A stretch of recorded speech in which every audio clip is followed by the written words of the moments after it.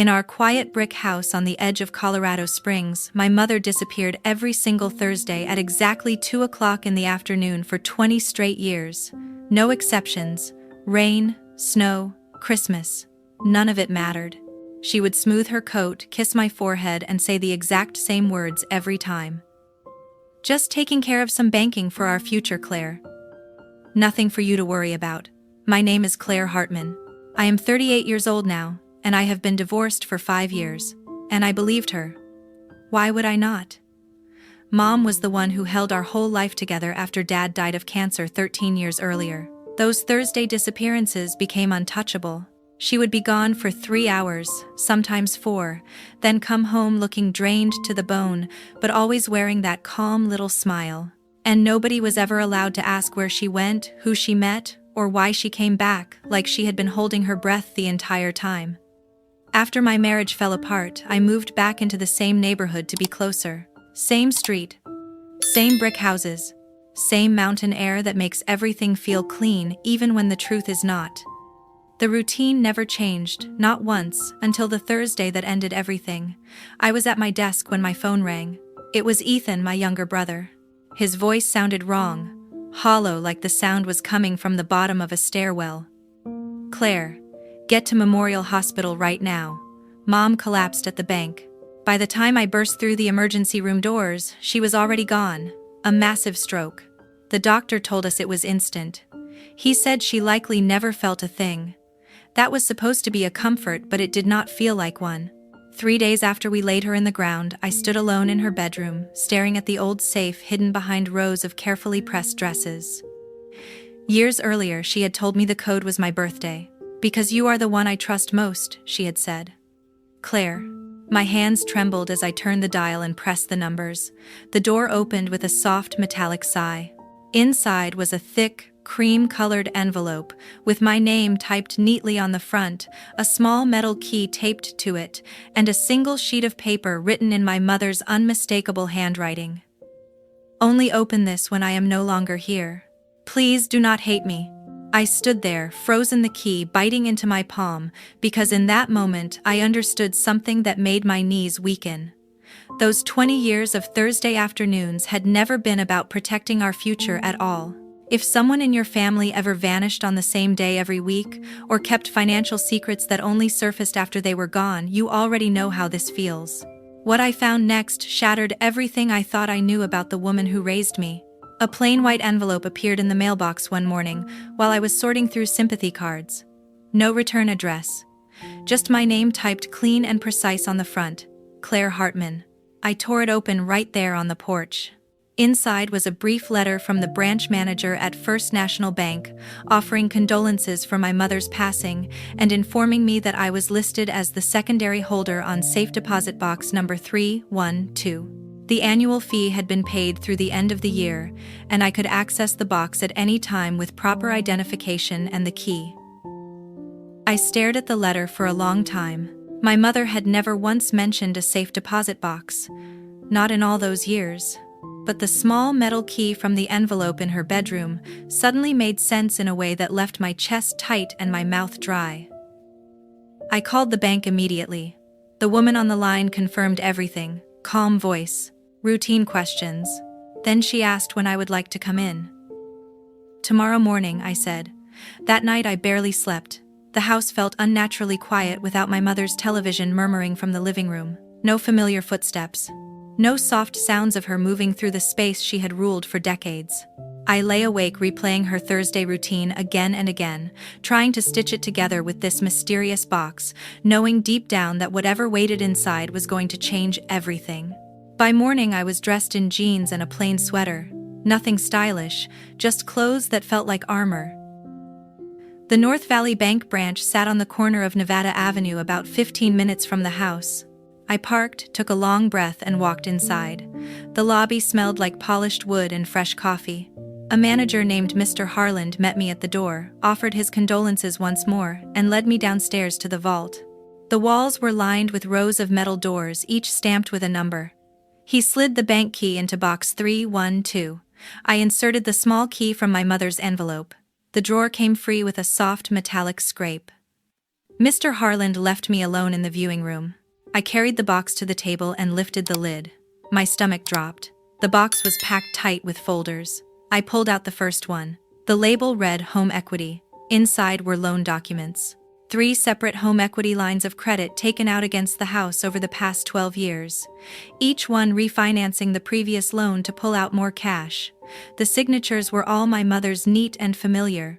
The amounts made my hands tremble. Together, the loans totaled nearly $400,000 in value, far more than the house could possibly be worth now. The next folder was worse. Stock brokerage statements stretching back years, all in my mother's name. Pages and pages of purchases in companies I had never heard of, followed by sharp declines, margin calls, and forced liquidation notices. The final balance showed less than $2,000 remaining after everything had been sold to cover the losses. I kept turning pages. Recent credit reports showed inquiries I did not recognize. A folder marked investments held printouts of high-risk ventures, early-stage tech startups, penny stocks, even digital currency wallets that had completely collapsed.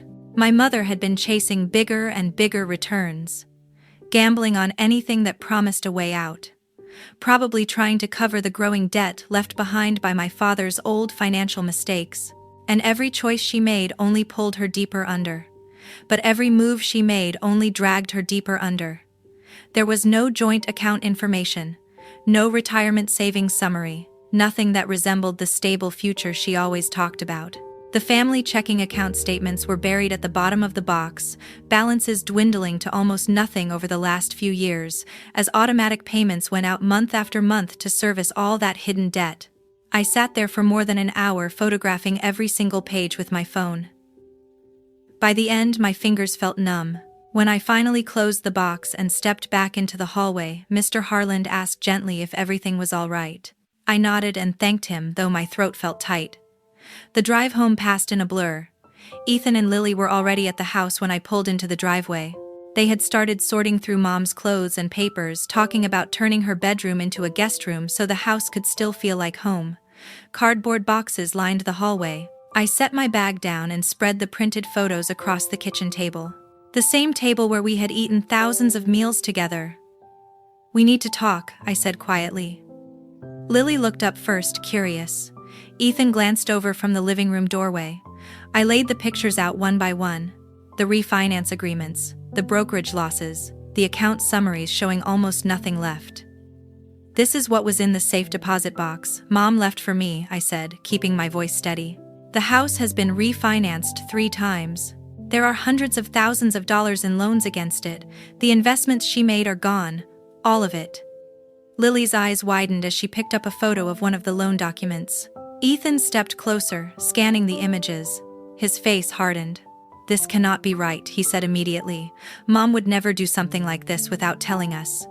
"She did," I said, sliding the signature pages toward him. "It is all in her name. She has been handling it alone for years." He shook his head and pushed the photos away. "You are reading this wrong, Claire. Mom was careful with money. She always said she was building something for us. That is what she told us," I said. "But look at the dates. This started right after Dad died and it never stopped growing." Lily stayed silent, staring down at the table. Ethan crossed his arms. "You have always been different, Claire. You moved away. You got married. You barely came around when Mom needed help. Maybe she had to work harder because you were not here like the rest of us." The words hit like a slap. "This is not about whether I was here or not," I said. "This is about the house possibly going into foreclosure if these loans are not paid." Ethan's voice rose.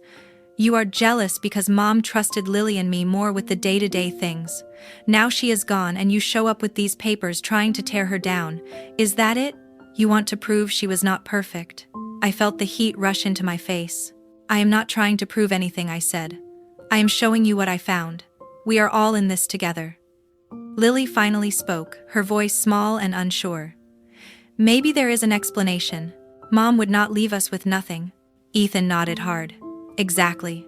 You are twisting this because you have always felt left out. Mom loved all of us, but you made your choices.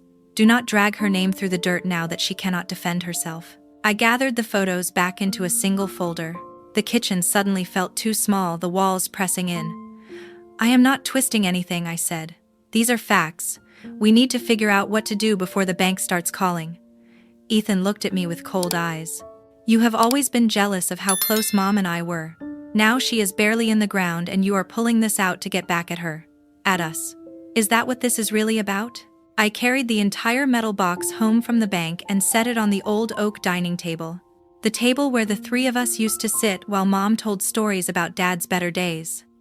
The same table that still held faint crayon marks from when Lily was little. Ethan and Lily were already there, arguing quietly over which of Mom's sweaters to keep and which ones to give away. I did not say anything at first. I simply opened the lid again and pulled out the single sheet of cream-colored paper tucked between two folders, the one written in my mother's unmistakable handwriting. Sit down, I said quietly. There is something else. They exchanged glances, then pulled out chairs. I smoothed the letter flat on the table so they could see the date at the top. 3 months before she died.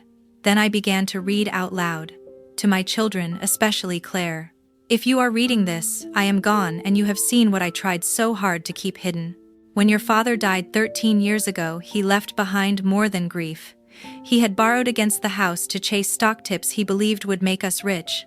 By the time the hospital bills arrived, we were already drowning. I refinanced once to pay them off. Then again to keep the lights on. Then again when the market turned and everything he touched collapsed. Every Thursday for the last 20 years, I drove downtown to meet advisors, brokers, anyone who promised a way out. I believed that if I could just get one good return, I could fix everything before any of you ever knew. I was wrong. The hole only grew deeper. I am so sorry, Claire. I put your name on the box because you are the strongest of my children. You always have been, even when you felt like the odd one out. Please forgive me for what I have done. And please, whatever you do, protect Ethan from the worst of it. He is sensitive. He would not survive knowing his mother failed so completely. He still sees me as the person who held everything together. Let him keep that. I love you all more than you will ever know. Mom. My voice broke on the final line. The kitchen fell into complete silence, broken only by the steady ticking of the clock above the stove. Lily's hand flew to her mouth. Tears spilled immediately, sliding down her cheeks and dropping onto the table as she stared at the letter like it might disappear if she looked away. She stared at the letter as if it might vanish if she blinked. Ethan sat frozen in his chair, jaw-clenched eyes locked on the page. Then he shook his head once hard. That is not real, he said, his voice low and dangerous. Mom would never write something like that. Someone forged it. Ethan, it is her handwriting, I said. You know it is. He shoved his chair back so violently it scraped across the floor. You printed this yourself. You have hated how close Mom and I were your whole life. This is just another way to make her look bad. Lily finally spoke through her sobs. Stop it. Both of you. She was trying to protect us. That is what the letter says. She did not want us to worry. Protect us, I repeated, feeling the anger rise. By lying for 20 years. By putting the house we grew up in at risk of foreclosure. Lily wiped her face with her sleeve. She thought she could fix it. Moms do that. They carry everything so we do not have to. Ethan pointed at the letter still in my hand. If she wanted to protect us, why single me out? Why say I am too weak to handle the truth? That is not Mom. That is you putting words in her mouth. The accusation hit like a punch. She wrote it, Ethan, not me. He laughed sharp and bitter. Right. Because Mom spent years telling me I was the one she counted on most, the one who made her proud every single day, and now suddenly, I am the fragile one. Come on. Lily reached across the table and touched his arm. She was scared, Ethan. That is all. She did not mean it like that, but he was no longer listening. He stood up, towering over both of us. You have always resented that Mom and I had something special. When you moved away after college, when you married Mark and barely visited, she leaned on me. And now you come back with this box full of shame and expect us to believe Mom thought I could not handle the truth. His voice kept rising. You are twisting everything. This letter, if it is even real, is just her being tired and sick.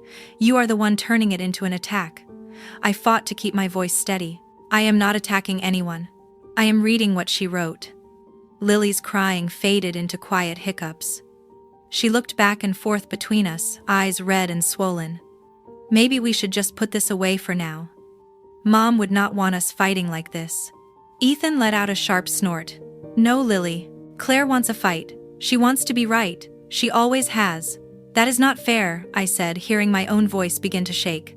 I am the one who opened the box. I am the one who has to figure out what happens when the bank decides they want their money. Lily reached for the letter, her fingers trembling. She says she loves us. That is what matters. Ethan crossed his arms. Exactly. And love does not write notes calling your own son too weak to handle the truth. The room spun for a moment. She was trying to shield you, I said, my words coming faster now, from knowing she made mistakes. We are not children anymore. Lily looked at me, pleading. Even if Mom messed up, she did it for us. She did not want us to hate her. Can we not just accept that? I stared at both of them. At the little brother who once followed me everywhere, at the little sister who used to copy everything I did. And in that moment I understood something that made my chest ache. We were not looking at the same letter at all. Lily wiped her eyes again, her voice barely a whisper. No matter what she did wrong, she was still trying her best for us.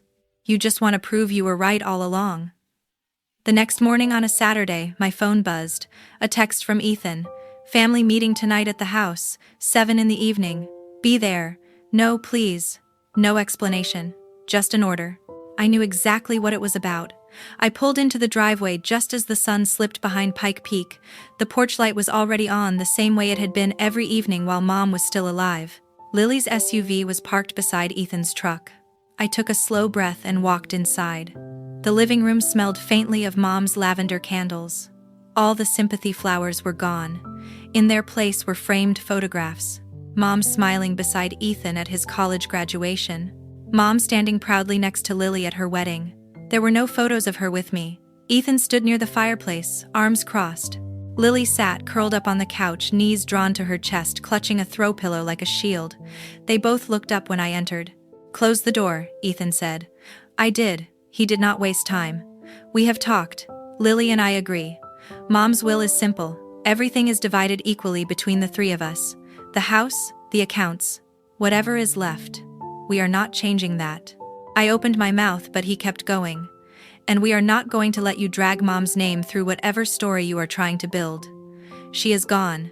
She cannot defend herself. So this ends tonight. Lily finally spoke, her voice soft but steady. You left Claire. You moved hours away.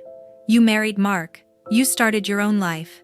Ethan and I were the ones here every weekend, fixing the roof, mowing the lawn, taking Mom to her appointments. We earned the right to decide how her memory is handled. My chest tightened. This is not about who did more chores, I said. This is about hundreds of thousands of dollars in debt we did not know existed. Ethan stepped forward. According to who? You, the sister who shows up with a metal box full of papers nobody else ever saw. Mom trusted me with everything. She told me where the spare key was, where the good china was hidden, every small detail. She never mentioned money problems even once. Because she was protecting you, I said, echoing the letter none of them wanted to believe. Exactly like she wrote. Lily shook her head. Or maybe she knew you would turn it into a weapon. Ethan reached down, picked up a manila envelope from the coffee table and slid it across to me. Inside was Mom's final will, 2 simple pages notarized 6 months earlier. The house and all remaining assets were to be divided equally among her 3 children. There was no mention of debt, no conditions, no warnings. This is what matters, Ethan said. Not whatever story you cooked up from that box. I did not cook anything up, I replied. The bank records are real. The refinance documents carry her signature. You can hate me all you want, but pretending this does not exist will not make it disappear. Lily's eyes filled again. You always had to be the loud one, she said quietly. The one who questioned everything. Mom used to say you made things harder than they needed to be. The words hurt more than I expected. I am trying to keep us from losing the house, I said. Ethan laughed short and cold. The house you barely visited for the last decade. Spare us the hero act. I looked around the room. At the couch where Mom used to fall asleep watching her favorite game show. At the wall where our heights were marked every birthday until the year I stopped coming home regularly. Everything felt familiar and foreign at the same time. What do you want from me? I asked quietly. Ethan did not hesitate. Leave the copies here. Delete the photos from your phone. Stop talking to lawyers. Stop talking to anyone. We handle this as a family quietly the way Mom would have wanted. Or you walk away now and we handle it without you. Lily added, almost pleading. We just want to grieve in peace. I stared at them. At my little brother who once cried when I left for college.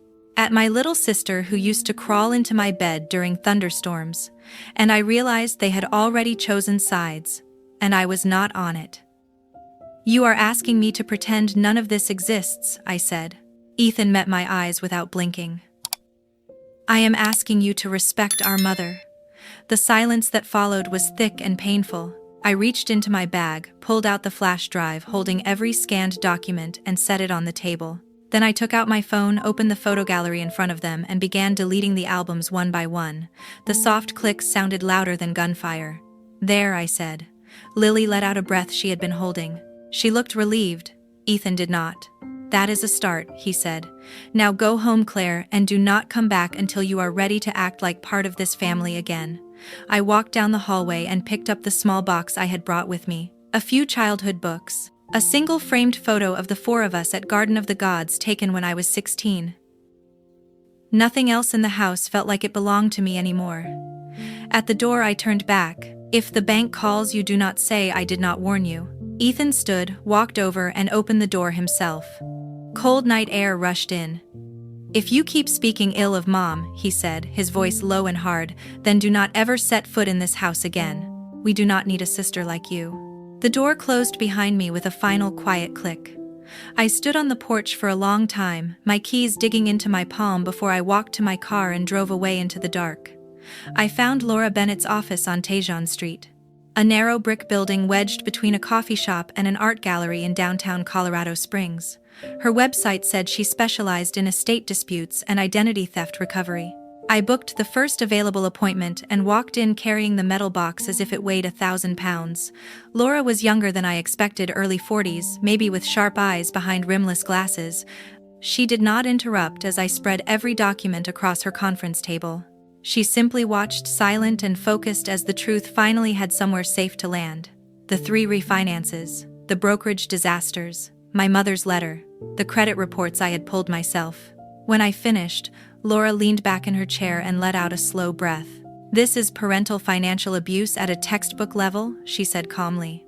Colorado law treats identity theft the same way whether it is committed by a stranger or by a parent. If we can prove these signatures and applications were made without your knowledge or Lily's, these debts can be classified as fraud and removed from your credit reports. She began digging deeper that same week, requesting full credit files under both of our social security numbers, using the authorizations I signed. 10 days later, she called me back into her office. There is more, she said, sliding a thick stack of printed pages across the desk. Your mother opened 12 credit cards in Lily's name starting 8 years ago. The total exposure came to $48,700. Some were store cards, some were standard Visa and MasterCard accounts. Minimum payments had been made automatically from the joint checking account until it was completely drained. Collection agencies had already started calling Lily's phone. I stared at the list. Department stores, gas cards, even a jewelry account with a $10,000 balance, all in Lily's name, all tied to her social security number. None of it anything she had ever applied for or even mentioned. Laura continued, under the Fair Credit Reporting Act and Colorado's identity theft statute, Lily can file an FTC affidavit and a police report to have these accounts removed. The same applies to the student loan refinance your mother took out in your name when you were 18. She paused, then looked directly at me. But someone has to initiate it. That evening, Lily showed up at my apartment without warning. She stood in the hallway, clutching her phone, her eyes red and swollen. The bank will not stop calling, she whispered. They say I owe $48,000. Claire, I have never even applied for half of these cards. What is this? I let her inside, sat her down on the couch, and explained everything Laura had uncovered. For the first time since the funeral, Lily listened without defending Mom. She cried quietly as I showed her the statements page after page. I can help you file the fraud claims, I said. Laura already has the forms. We do it together. We get this removed from your credit, and we stop the collectors. She nodded and wiped her face. Okay. I will come to the office tomorrow." For the first time in weeks, I felt something close to relief. Then her phone buzzed. She glanced at the screen. Ethan's name. Without thinking, she answered on speaker. Lily told him everything in a shaky voice. I heard Ethan's response loud and clear. "She is lying to you, Lily. This is exactly what she wants. She is trying to scare you into helping her take the house. Mom would never do that to you. Think about it. Claire is the only one who benefits if we turn on each other." Lily's eyes flicked toward me. Doubt crept back in. "Ethan, these are real statements," she said. "Forged," he snapped.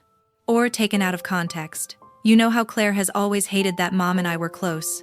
She is doing this to punish us." The call lasted maybe 3 minutes. It destroyed everything. When Lily hung up, the fear in her eyes had turned cold. "You planned this," she said. "You waited until they started calling me, then you offered to save me so I would be on your side against Ethan." "That is not what happened," I said, forcing my voice to stay calm. "These debts are real. They will destroy your credit if we do not act," I said. She stood up and grabbed her purse. "Ethan says we should get our own lawyer, someone who is not trying to steal what Mom left us." "Lily, please no." She cut me off at the door. "You wanted me to see how bad Mom was. Well, congratulations. Now I see how far you will go to win." The door slammed. I stood alone in the empty living room. The stack of fraud affidavit forms still sat on the coffee table untouched. The next morning I went back to Laura's office alone. File everything I told her. Identity theft claims for both me and Lily, even if she refuses to sign. Petition the probate court to declare the fraudulent debts non-estate obligations and request a hearing on the house before foreclosure begins. I am done waiting for them to wake up. Laura nodded, already pulling up forms. This will force everything into the open.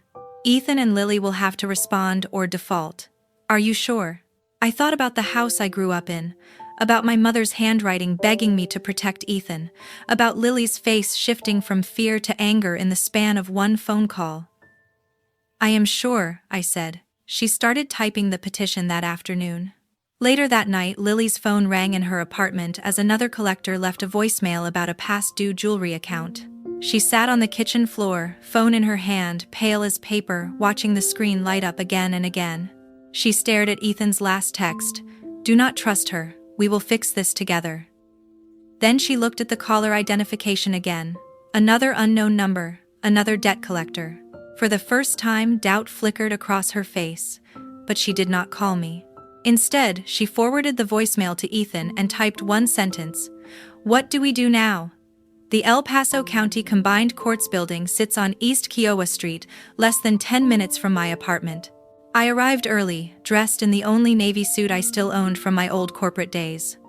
Laura met me in the lobby carrying a thick binder and a calm smile that did nothing to settle the storm in my stomach.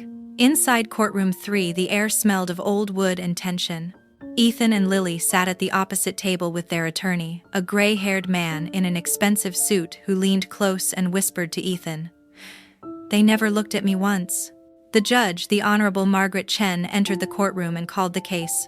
In the matter of the estate of Helen Hartman, probate number 2, 4PR30214, Laura rose first.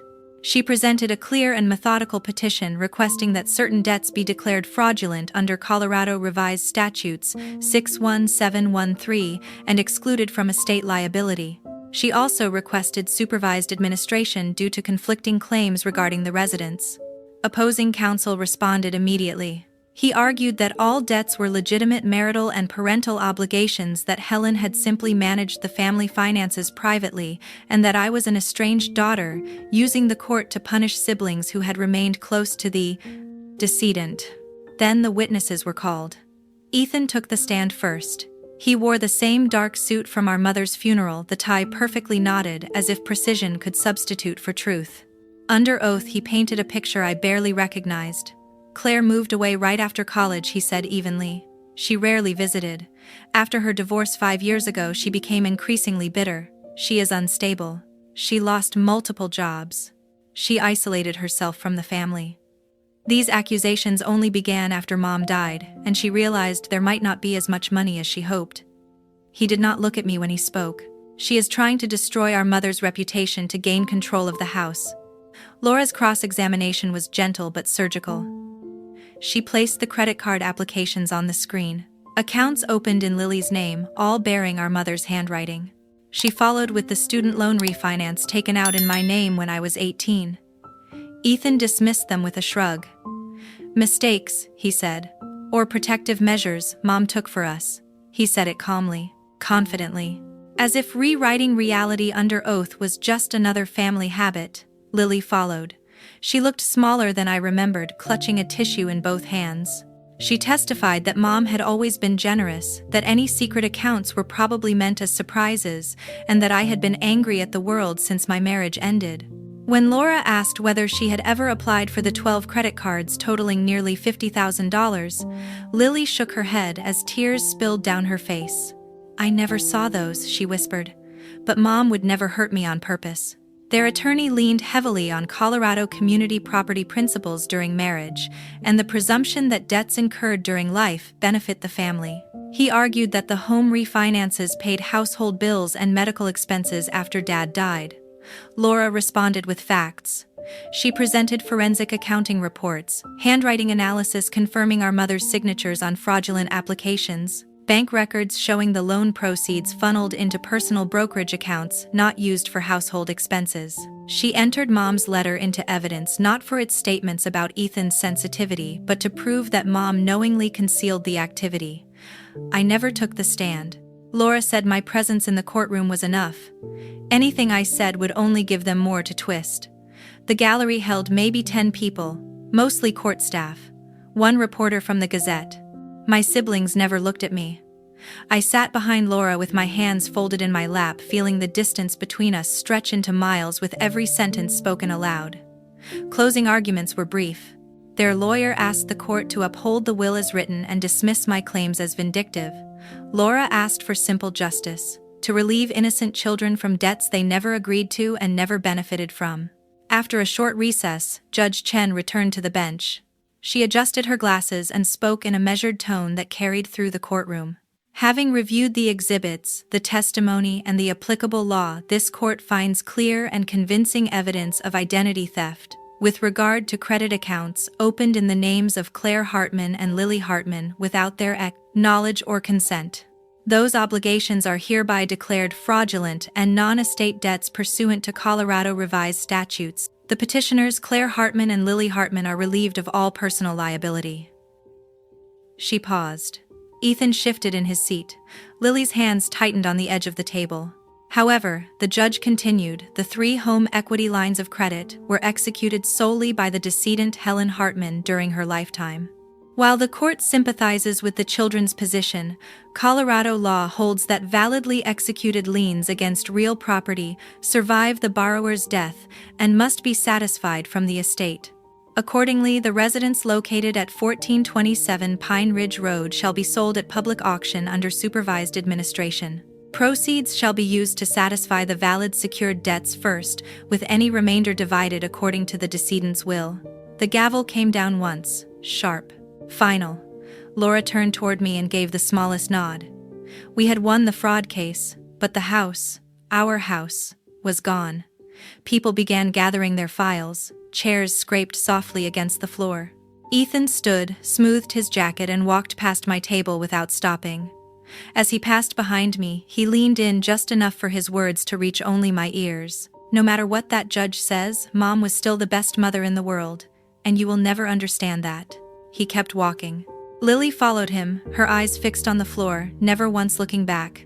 I remained seated long after the courtroom emptied, staring at the space where they had been feeling the final thread between us, stretched tight. And then, snap. For good. The brick house sold at auction faster than anyone expected. A young couple from Denver bought the house for just over the remaining loan balance. They were excited about the quiet street and the mountain views from the back deck.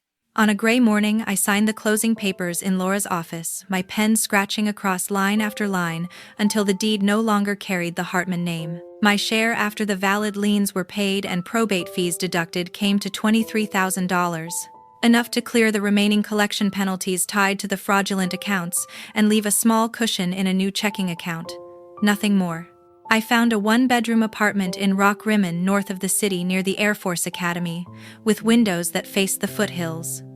The moving truck held exactly 12 boxes: books, clothes, a few dishes, and the childhood photo I had rescued the night Ethan shut the door on me. Everything else, the furniture Mom had chosen, the holiday decorations we once hung together, stayed with the house or went into Ethan and Lily's storage unit. The first night in the new place, I sat on the floor eating takeout and listened to the unfamiliar quiet. No creaking stairs, no television murmuring from Mom's old room, no Ethan laughing at something in the basement. Just the low hum of the refrigerator and the distant sound of the highway. They never reached out. Not a text, not an email, not even a forwarded utility bill. Through a mutual acquaintance, I heard that Ethan and Lily held a small memorial gathering on the first anniversary of Mom's death. They served catered sandwiches in the backyard of a house they no longer owned, raising toasts to the mother they insisted had done nothing but protect them. My name came up. The second year passed the same way. I saw Lily once at Garden of the Gods. She was pushing a stroller, her toddler bundled inside. Our eyes met across the parking lot. She looked away immediately, tightened her grip on the handle, and walked faster toward the red rock formations. I stood beside my car until she disappeared around the bend. Ethan changed jobs and moved to a new firm downtown. His LinkedIn page glowed with promotions and smiling team photos. Lily posted family pictures on social media. Birthdays, vacations. Always smiling. Always just the two of them with their growing families. If they ever spoke of me, no one told me. I paid my bills on time. I rebuilt my credit one careful step at a time. I took a part-time job at the library on Academy Boulevard just to stay busy. The apartment filled slowly. A second-hand couch. A small table. Plants on the windowsill that actually survived. I learned my neighbors' names. I joined a hiking group that met on Saturday mornings. I let the silence become something I chose instead of something forced on me. One afternoon, 3 years after the gavel fell, the mail carrier left a single envelope in my box. No return address. Just my name written in Lily's careful handwriting, the same script that used to leave notes on my bedroom door when we were kids. I carried it inside and opened it with a butter knife. A plain white card, one sentence in black ink. Do not ever contact us again. To us, you ceased to exist the day Mom died. Nothing else, no signature, no explanation. I set the card on the counter and stared at it for a long time. Then I opened a drawer, slipped it between utility bills and takeout menus, and closed the drawer. That night I cooked dinner for one. I poured a glass of wine and raised it toward the empty chair across the table. To final answers I said out loud. The years kept moving forward. Ethan and Lily built lives that looked perfect from the outside. I built one that was quiet, honest, and entirely mine. And not one of us ever looked back. 3 years after the gavel fell on a quiet Thursday afternoon, I found myself driving south on Nevada Avenue without planning to. The old bank branch appeared on my right, exactly where it had always been. I pulled into the parking lot, turned off the engine, and sat there for a moment, watching customers come and go through the glass doors. Something pulled me inside. The lobby looked smaller than I remembered. A young teller greeted me with a practiced smile. I told her I wanted to open a new savings account. High yield, individual ownership only. No joint holders, no beneficiaries, no authorized users. She walked me through the forms, asked for 2 forms of identification, and typed everything into the system. 10 minutes later, she slid a crisp folder across the counter. A new account number. A new debit card. I signed my name, Claire Hartman, in bold, steady letters. Not on the way out. Not as an ending. As a beginning. When she asked if I wanted to make an initial deposit, I transferred $25,000 from the account I had quietly built since the probate check cleared. Money earned from the library job. From freelance editing work. From every overtime hour I could take. Money that belonged to no one but me. The teller handed me the receipt and asked if there was anything else she could help with today. That is all I said. Thank you. I stepped back into the late afternoon sun, feeling lighter than I had in years. On the drive north, I took the long way past the exit for Pine Ridge Road, where the brick house used to stand. A new family lived there now. I had seen their Christmas lights the December before. I did not slow down. At home, I poured a glass of water. No wine tonight. I stood at the window and watched the sun sink behind the front range. The apartment was small, but every inch of it was mine. Bookshelves I chose myself. Plants that thrived because no one else decided when they were watered. A calendar filled with plans that belonged only to me. I thought about the envelope that started everything. The key, the letter, the courtroom, the slammed doors, the single hateful card from Lily. I thought about my mother's Thursday disappearances and how they shaped an entire lifetime of secrets. And for the first time, none of it hurt. Cutting them out was not punishment, it was surgery. Clean, necessary, final. Blood does not always mean family, and love is not a contract that forces you to swallow poison forever. I set boundaries not because I stopped loving them, but because I finally started loving myself more.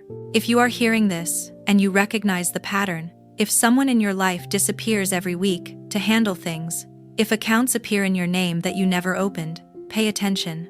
If telling the truth gets you labeled selfish or unstable, listen carefully. Trust documents, not the stories people tell to keep you quiet. Ask for statements. Pull your own credit report. Speak to a lawyer before you are the one left holding the wreckage. Family is supposed to protect you, not bankrupt you and then blame you for noticing. Some ties are chains disguised as love. Cutting them does not make you the villain. It makes you free. I finished the water, rinsed the glass, and set it in the drying rack. Outside, the Thursday sky turned deep orange over the mountains. I smiled, locked the door behind me, and stepped into the evening, no longer waiting for anyone to come home. Because the only future I am securing now is mine.